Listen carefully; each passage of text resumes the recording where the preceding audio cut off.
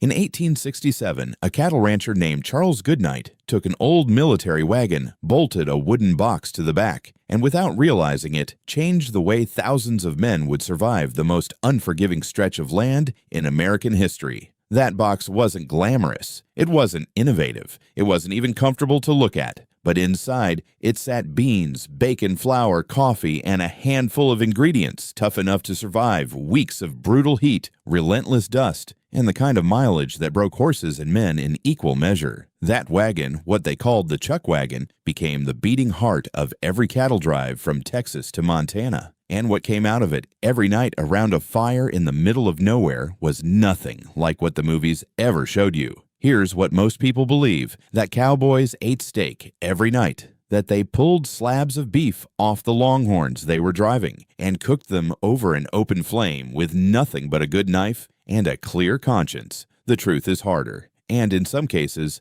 much stranger. The real diet of a working cowboy was built around scarcity, improvisation, and a specific kind of stubbornness, the refusal to let your body quit before the job was done. Some of what they ate would be called barbaric by anyone visiting from the East. Some of it has since been validated by nutritional science. And at least a few items on this list were eaten not because anyone wanted to, but because the alternative was lying down in the dirt and not getting back up. These weren't meals made to impress. They were meals made to keep a man moving when everything inside him said stop. If you appreciate history told straight, without the polish, without the myth, and without skipping the parts that are hard to hear, subscribe to the channel right now. This is what we do here every single week, and we don't cut corners. Now, let's get into it. Number 20, hardtack. Before there was any attempt at flavor, there was hardtack. It was flour, it was water, it was salt sometimes if someone remembered, mixed together, pressed flat, and baked until every last trace of moisture had been driven out of it. The result was a dense, pale block that could survive weeks in a saddlebag, months in a supply chest, and, according to one account from the era, possibly longer than the man carrying it. Hardtack was not new to cowboys. It had already survived the Civil War, feeding soldiers on both sides through 4 years of misery. By the time it arrived on cattle drives, it came with a reputation, dependable, indestructible, and genuinely terrible to eat. You couldn't bite into it directly, not unless you wanted to visit a dentist, which wasn't an option when your nearest town was 3 weeks of hard riding away. So cowboys soaked it in coffee, in bacon grease, in whatever hot liquid was available, until the thing softened enough to chew without risking a tooth. That process alone could take 10-15 minutes. In a camp where breakfast started before sunrise and the herd was moving again by dawn, hardtack was the meal you ate while everything else was still getting ready. It wasn't food for the soul, it was food for the calendar. When everything else ran out, hardtack was still there, a guarantee that you wouldn't starve, even if you might feel like you were. Number 19, salt, pork, and beans. This wasn't a recipe, it was a supply chain solution. Salt pork, pork belly, or fatback packed in so much salt it could survive a summer without refrigeration was one of the most reliable proteins available on the trail. Pair it with dried beans, which weighed almost nothing, stored indefinitely, and expanded dramatically when cooked, and you had a combination that could feed a crew of 10 men for almost nothing per person. The cook, called the cookie on most drives, and treated with enormous respect because his mood directly affected everyone else's, would start the beans before anyone else was awake. Salt pork went into the pot first, rendered down until the fat was liquid and the meat had started to brown. Then the beans went in, soaking up every bit of that rendered fat as they cooked down into something dense and filling. By the time the crew rode back into camp at midday, the smell had been drifting across the plain for hours. Was it good? That's the wrong question. Was it enough to get 20 men back on horses after a morning of eating dust and fighting steers? Every single time. Number 18. Spotted pup. Here's where the tone changes slightly, because this one isn't about survival. It's about something harder to define. Spotted pup was rice cooked with sugar and dried raisins. That's it. Technically a dessert, though it was served as a standalone dish when ingredients allowed. The raisins sat in the white rice like dark spots, which is where the name came from, someone's idea of humor in a life that didn't offer much material to work with. Nutritionally, it wasn't remarkable, But the men who ate it on the trail remembered it with a warmth that the other dishes on this list simply don't get. Because what Spotted Pup actually delivered, what made it worth the sugar ration that had a dozen other uses, was familiarity. It tasted like something a mother might make, like something from a kitchen with walls. Cowboys who spent months riding through places where the only landmarks were the same sun rising and setting in the same sky needed moments like that more than they could probably explain. You can keep a man's body fed on hardtack and salt pork. Keeping his mind intact takes something else. Spotted Pup was that something else. Number 17. Coffee gravy, no milk. Almost never. Not on the trail. Not this far from anything. So when a cook needed a gravy and had nothing to make it with, he reached for what was always available: hot coffee, bacon drippings, and flour. The result, coffee gravy, was thin, dark, and intensely bitter. It looked like something you'd drain out of an engine. It smelled like burnt wood and ambition. And it was poured over biscuits, bread, and anything else that needed moisture and calories to become edible. This is one of those items where you have to respect the logic, even if the product sounds terrible. Coffee gravy wasn't pretending to be sophisticated. It existed because the alternative was dry biscuits eaten in silence. And dry biscuits eaten in silence was exactly the kind of thing that broke morale in a camp where morale was already fragile. Give a man something hot with flavor, even if that flavor is debatable, and he finishes his plate. That was enough.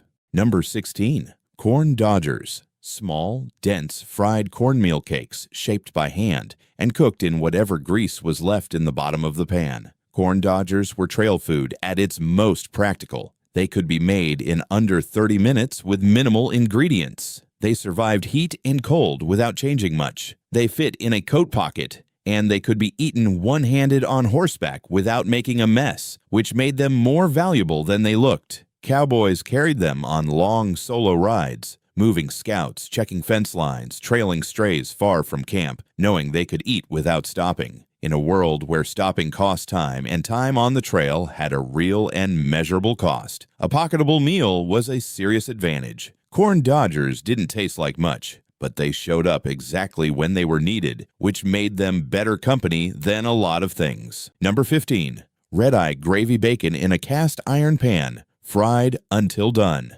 Then, black coffee poured directly into the still hot grease, sizzling, spitting, reducing quickly into something thin and sharp and oddly compelling. That was red-eye gravy. The name came from the appearance, the coffee's dark liquid sitting inside the lighter fat, creating a dark circle that looked, with some imagination, like a bloodshot eye. It was served over biscuits, over bread, occasionally over the bacon itself. It added depth and heat and some actual flavor to a meal that might otherwise have been almost nothing. More importantly, it wasted nothing. The pan was already dirty. The coffee was already made. Red-eye gravy was what happened when you decided the grease left in a pan was a resource, not a problem. And on a cattle drive, that distinction mattered every single day. Number 14. Son of a gun stew. This is where the meal list stops being merely Spartan and starts being genuinely confrontational. When an animal was butchered on the trail, which happened regularly, either by necessity or when a steer was injured, the crew took everything. Not most of it. Everything. The heart, the liver, the kidneys, the tongue, the sweetbreads, pieces of the animal that most people today would not recognize as food, all cut up and thrown into a heavy pot with water, onion when available, pepper, salt, and whatever else the cookie had on hand. This cooked for hours, low and slow, until the tougher pieces broke down and the broth thickened with collagen and fat and everything the animal had spent its life storing in its organs. The result was a dense, dark, powerfully flavored stew that delivered nutrients in a concentration that almost nothing else on this list could match. Vitamin A from the liver, iron from the heart and kidneys, collagen and gelatin from the connective tissue. In a diet that was dangerously short on vegetables and fresh food, Son of a Gun stew was filling a gap that most cowboys couldn't name, but their bodies absolutely felt. Men who ate it regularly stayed healthier over long drives. Men who refused it, usually newer hands who hadn't learned to set aside what something looked like in favor of what it did, often didn't. On the trail, squeamishness was a luxury, and luxuries cost you. Number 13. Bear sign. After that, we need this one. Bear sign were donuts. Just donuts. Fried in deep fat until golden, pulled out hot, occasionally dusted with whatever sugar was available. They appeared rarely, making them required time, ingredients, and a cook who knew what he was doing, which wasn't guaranteed. But when a cookie made bear sign, the reaction was disproportionate in the best possible way. Men who had eaten the same 3 things for 6 weeks straight would stop mid-conversation when they smelled bear sign cooking. Cowboys who had been riding for 15 hours in weather that made you question your choices would sit down around that fire and eat 3 or 4 of them without saying a single word. There are accounts of cowboys tracking a chuck wagon by the smell of frying dough across open terrain. There are accounts of trail bosses using the promise of bear sign as a genuine motivational tool. Get this herd to the crossing by Thursday, and the cook makes donuts. It worked. Sometimes the most powerful thing you can put in front of an exhausted person isn't protein or calories. It's just something that tastes like a normal life used to taste. Number 12. Stewed dried apples. Dried apples were a chuck wagon staple, lightweight, stable, and capable of lasting months without spoiling. Rehydrated slowly in hot water, they came back to life with a texture close to soft fruit and a flavor that was sweet and tart at the same time. In a diet built on fat, salt, and carbohydrate, stewed apples were a physiological reset. The acid cut through the heaviness of everything else. The natural sugars hit differently from the dense calories of hardtack and salt pork. But beyond the chemistry, there was something else. Cowboys talked about stewed apples the way people talk about comfort food, not because they were impressive, but because they were familiar. Apples were something almost everyone had eaten before the drive. They connected the present back to something before all this. A tin of warm stewed apples at the end of a cold night camp wasn't a luxury. It was proof that someone had thought to bring them. And on a drive where the details of what you ate could genuinely affect whether you made it, that kind of planning meant something. Number 11. Camp bread. No yeast, no rise time, no oven, flour, water, baking powder when available, fat, and a fire. Mixed by hand in a skillet or Dutch oven, cooked until the outside was firm and the inside was just barely done, eaten immediately while it still had any warmth. Camp bread was the first thing many cowboys ate in the morning and the last thing they ate at night. It required minimal skill and minimal time, and it delivered dense carbohydrates that the body needed desperately after hours of physical labor. The cookie who made consistently good camp bread, bread that wasn't gummy in the middle or burnt on the bottom, bread that held together and had some flavor, earned real respect. On a drive where the food was largely out of anyone's control, camp bread was one of the few things that could go well or badly depending entirely on who was making it. It wasn't complicated, but it was honest, and honestly made food, served reliably, night after night, was one of the quiet foundations that held a cattle drive together. Number 10. Chuck wagon chili. Understand the problem this solved and the chili starts to make complete sense. Beef on a cattle drive could not be stored. There was no refrigeration, no salt packing for fresh cuts. Once an animal was slaughtered or an injury forced an early butchering, the clock started immediately, and in summer heat across Texas and Oklahoma, that clock moved fast. The solution was to cook the meat as quickly and aggressively as possible, using spices strong enough to dominate any flavor that was already starting to turn. Chili peppers, garlic, cumin, onion, all of these had antimicrobial properties that the cooks of the 1860s and 70s didn't understand scientifically but had learned through repeated experience. Spiced meat, cooked long and hard, lasted. Unseasoned meat didn't. The stew that came out of that process, long cooked, intensely flavored, built from tough cuts and necessity, is the direct ancestor of every bowl of chili made in the American Southwest today. Every chili cook-off, every Super Bowl Sunday pot, every roadside diner special, all of it traces back to a cast iron pot on a fire in the middle of a cattle trail where a cook was working against time and heat to make something that would keep his crew alive. Number 9. Canned tomatoes. By the 1870s, canned goods had become reliable enough to make it onto chuck wagons regularly, and canned tomatoes were among the most valuable of them. Here's why. Tomatoes were acidic, light, and rich in vitamin C at a time when scurvy, the disease caused by vitamin C deficiency, was a genuine risk on long drives where fresh produce was almost non-existent. A cowboy who went months without citrus or fresh vegetables wasn't just eating poorly. He was accumulating a deficit that would eventually show up as fatigue, joint pain, and in serious cases, bleeding gums and weakened bones. Canned tomatoes didn't fully solve the problem, but they helped.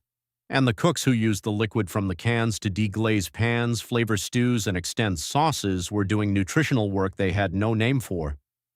This one item, a can of tomatoes worth almost nothing at a general store, was doing quiet, critical work on the health of every man who ate it. Number 8. Cornmeal mush.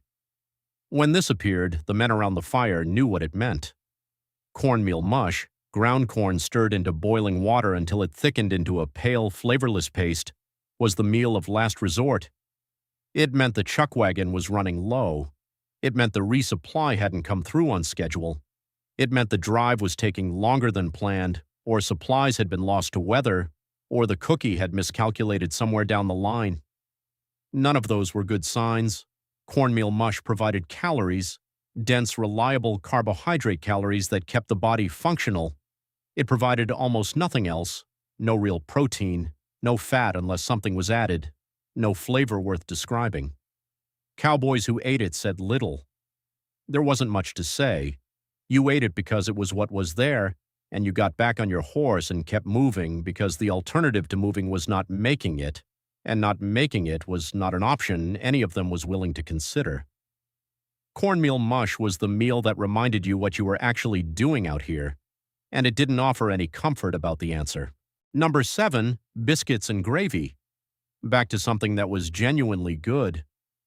The biscuits were the camp bread formula, fast, dense, cooked in a Dutch oven. The gravy was made from pan drippings, small pieces of whatever meat had been cooked that morning, flour to thicken, salt and pepper to season.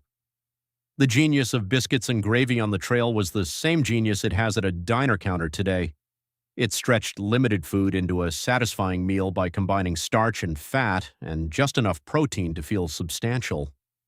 One small piece of leftover pork chopped fine and distributed through a full pan of gravy fed 4 men.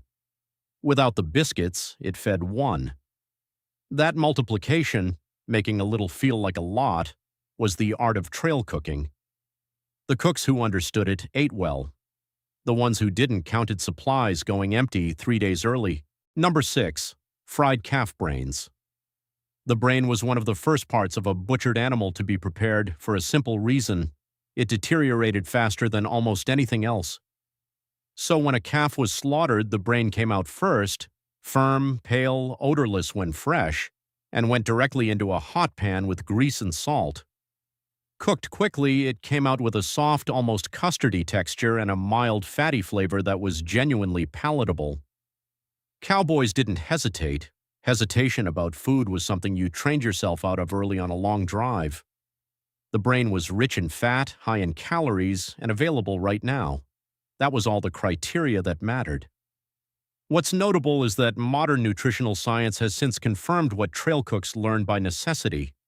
Organ meats, including brain, contain dense concentrations of nutrients, B vitamins, phosphorus, fatty acids, that muscle meat alone doesn't provide. The cowboys eating everything from a slaughtered animal weren't being primitive. They were doing something metabolically correct for reasons they couldn't have articulated but their bodies understood completely. Number 5. Molasses. Dark, thick, and almost universally present in a chuck wagon's dry stores, molasses was the closest thing trail cooking had to a universal ingredient. It went into the beans to balance the salt. It was mixed with lard and flour to create rough desserts. It was stirred into hot water as a sweetened drink when nothing else was available. It was spread on camp bread to make it edible in a different way than it usually was. And on days when the physical demand on the body was extreme, long pushes, difficult river crossings, nights where no one slept more than 2 hours, a spoonful of molasses gave the body fast sugar in a form it could use almost immediately. Molasses has a higher iron content than almost any other sweetener. It contains calcium, potassium, and magnesium in concentrations that most trail food couldn't match. It was one of the most nutritionally useful things on the wagon, and it cost almost nothing. A cook who ran out of molasses heard about it for days. A cook who kept it stocked was considered quietly someone who knew what he was doing. Number 4. Skunk egg stew. The name is what you'd expect from men who had been riding together for 8 weeks with no other entertainment. Skunk eggs was the trail term for onions, specifically the reaction of the men forced to chop them in a closed space, which produced the kind of involuntary eye-watering that inspired the comparison. The onions were combined with whatever meat was available and cooked down slowly into a stew that had real, recognizable flavor. And that flavor mattered more than it might seem. Flavor, actual complex layered flavor, was rare on the trail. Most food was distinguished primarily by texture and temperature. Something was hot or cold, wet or dry, soft or hard. Actual taste was a variable, not a guarantee. Skunk egg stew had taste. The onions caramelized and sweetened. The meat browned and deepened. The broth absorbed both and became something you could identify, something you'd had in a kitchen before, something that referenced a life most of these men had left behind months ago. It smelled like a house. On the open plain, that was remarkable. Number 3, marrow bone soup. This is one that deserves more attention than it typically gets. Bones that survived every other butchering process, too tough to eat, too small to roast, were cracked open and dropped into boiling water for a long, slow cook. What came out was a broth dark with collagen, fat, and minerals that had leached out of the marrow over hours of heat. Cowboys who drank marrow bone soup after hard stretches of trail described it as the thing that made their legs work the next morning. That's not metaphor, that's biology. The gelatin in bone broth supports joint tissue. The collagen rebuilds connective material. The minerals, calcium, magnesium, phosphorus, replace what sweat and physical labor strip away. Men who spent 12 hours a day in a saddle, riding over rough terrain on horses that transmitted every impact directly through the rider's body, were experiencing the kind of sustained physical stress that depletes the musculoskeletal system in measurable ways. Marrow bone soup was doing repair work. The interesting thing is that this knowledge, now validated, now the subject of health articles and supplement industry marketing, was just common practice on the trail. Nobody had a word for collagen. Nobody was tracking mineral absorption. They just knew that the soup made from the bones made you feel better, and so you made it when you could. Sometimes the oldest solutions are old for a reason. Number 2, Hangtown Fry. In the middle of a list defined by scarcity and improvisation, this one arrives like a signal from a different world. Oysters, eggs, bacon. All 3 fried together in a single pan. The Hangtown Fry originated in Placerville, California during the gold rush, where a newly enriched miner walked into a restaurant and demanded the most expensive meal on the menu. The result combined the 3 priciest ingredients available: fresh oysters from the coast, eggs that were scarce and fragile, bacon that cost more than it had any right to. The dish made it onto cattle drives the same way luxury items always make it into difficult circumstances. Rarely under specific conditions, when someone had planned ahead or gotten lucky at a resupply town with an unusually well-stocked store. A cowboy who ate Hangtown Fry on a drive remembered it. Not because it was the best thing he'd ever eaten, though it was a fine dish by any standard, but because of the contrast. Because after weeks of beans and hardtack and coffee gravy, the taste of oysters and eggs fried in butter hit the sensory memory like a door opening into somewhere warm. It was proof that the world the trail had taken you away from was still out there, intact, waiting. Number 1, coffee and whatever you got. At the end of this list, there isn't a single dish. There's a ritual. Every single morning on a cattle drive, before the sun was up and before anyone had the physical or emotional reserves to think about the day ahead, the cookie had the fire going and the coffee boiling. Black, thick, unfiltered, made in an open pot where the ground settled to the bottom if you waited long enough and clouded the cup if you didn't. Cowboys drank it scalding. They drank it in the dark. They drank it standing up, holding a tin cup in both hands, not talking, just existing for a few minutes before the work pulled them back under. Coffee was the one constant. Drives that ran out of beans reported it as a genuine crisis, not because caffeine was irreplaceable, but because the ritual was. The thing that happened twice a day, the thing that marked morning and evening with something reliable, the thing that said, "You're still here, the crew is still here, light the fire, start again." And with the coffee came whatever was left, whatever the cookie had managed to stretch, improvise, or salvage from what the wagon still held.